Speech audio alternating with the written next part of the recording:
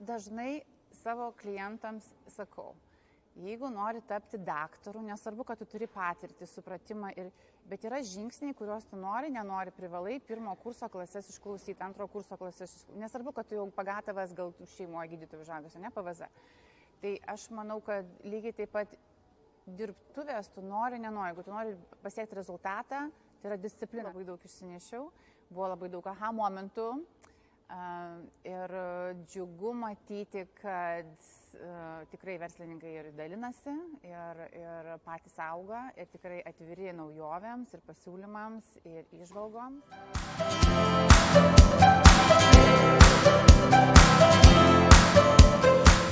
Valentė Duret, esu verslo konsultantė ir coacherė, bet šiandieną praleidau puikią progą su Mindaugu, Mindaugo mokymuose.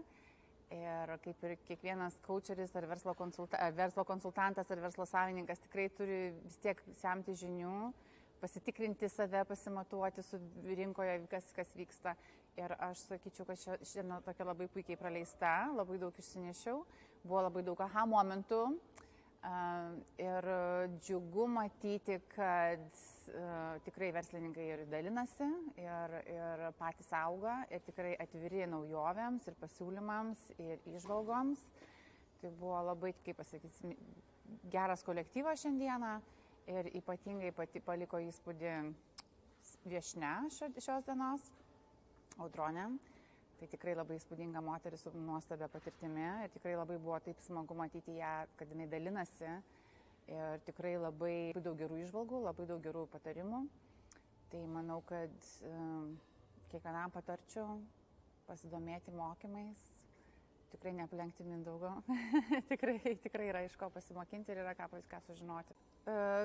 Labai faini žmonės, labai smagu, kad irgi tikrai dalinasi, turi ką pasakyti iš patirties.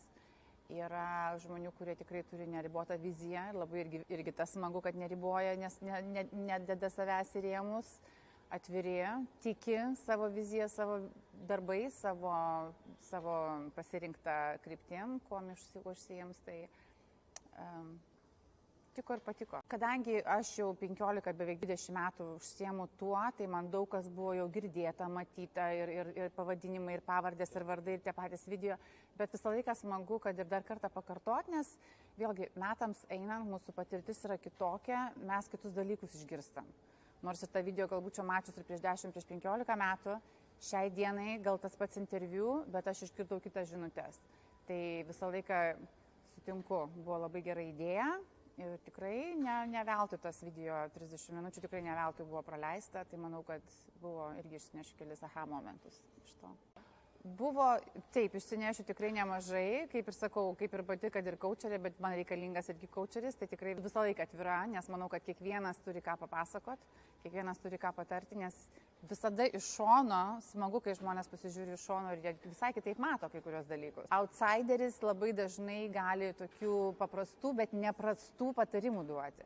Ir tie, kaip mes verdam savo sultyse, pastoviai galim arba užmiršti, nenorėti kažko matyti, tai kažkoks šaltas dušas kartais būna, kad primena, kad reikia tokius dalykus, tokius žingsnius daryti, kai kuriuos tai taip išsinešiau, nors ir puikiai teoriškai buvau apgalvojus savo veiksmus, savo strategijas, bet kai kurios dalykus truputėlį užmečiau, kaip sakoma, po popieriais, tai buvau pasirinkus sekti ir daryti tas, kas man miela ir lengva, ir kaip kasdienybė, bet vėlgi vis tik tai ištraukė tos iš po popierių kelis patarimus, kurie vis tik tai nenoriu teks daryti daugiau.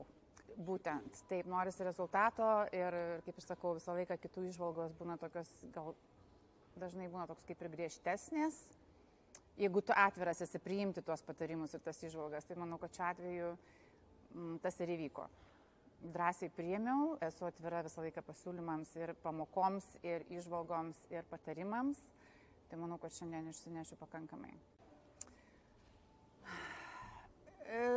Aš dažnai savo klientams sakau, jeigu nori tapti daktaru, nesvarbu, kad tu turi patirtį, supratimą, bet yra žingsniai, kuriuos tu nenori, privalai pirmo kurso klases išklausyti, antro kurso klases išklausyti. Nesvarbu, kad tu jau pagatavas gal šeimoje gydytojų žagas, ne PVZ. Tai aš manau, kad lygiai taip pat dirbtuvės tu nenori, jeigu tu nori pasiekti rezultatą, Tai yra disciplina. Kai kurie žingsniai tu negali skipinti, nėra shortcuto. Negali nuo A iki Z praskipinti KLMN, ne? Tai yra neįmanoma. Turi prisilies, kad ir, pavyzdžiui, rašant, kaip ir aš dirbu su klientais, irgi prie visko prisiliečiam ir pasižiūrim, kur daugiau reikia investuoti laiko ar resursų.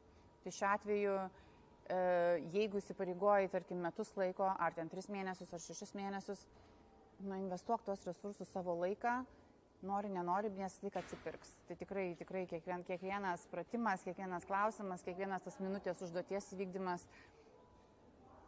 tikrai yra verta, tikrai yra reikalinga iš tikrųjų. Ypatingai, jeigu neturi komandos tokios, kaip su vadovais pasišnekėti. Jeigu esi pats vadovas ir tik tai turi visą personalą, kurį turi valdyti, tada tikrai reikėtų džiaugtis tokia galimybė, kad gali sėdėti kaip mokinys tuo atveju. Ne tai, kad tave verčia, bet tu turi momentą, galimybę tuo momentu, atėjęs iš darbo, ar iš ofiso, ar iš kolektyvo, ar iš savo verslo, atsisės ir investuoti tą laiką savo verslo augimui.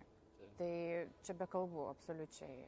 Kiekvienas pratimas, kiekvienas klausimas, kiekvienas porą minučių ieškojimas atsakymų ir susikaupimo, susifokusavimo, tai yra labai gera nauda.